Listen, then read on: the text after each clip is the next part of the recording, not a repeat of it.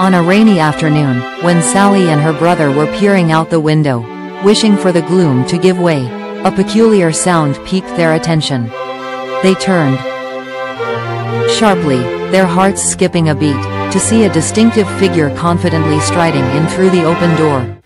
It was a tall, charming cat wearing a white, red striped hat and a red bow tie, carrying a playful glimmer in his eyes.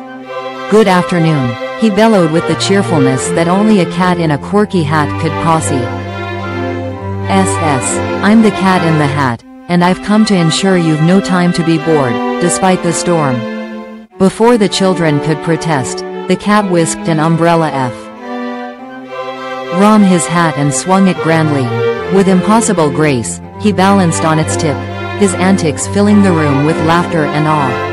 As the cat revealed trick after trick from his hat, an array of objects flew about: books, little ships, even a cake with pink icing.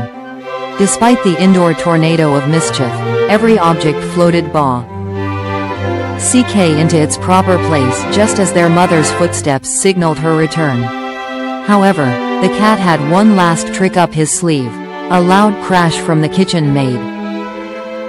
Sally and her brother dash, only to find a neat, sparkling clean space with the cat standing in the middle, proudly holding a mop. "Always enough time to set things right." He winked just before he headed out. As the door closed behind him, the skies began to clear.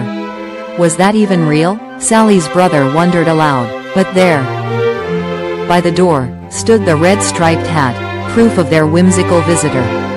Sally smiled, picking up the hat, already anticipating the cat's next rainy day visit.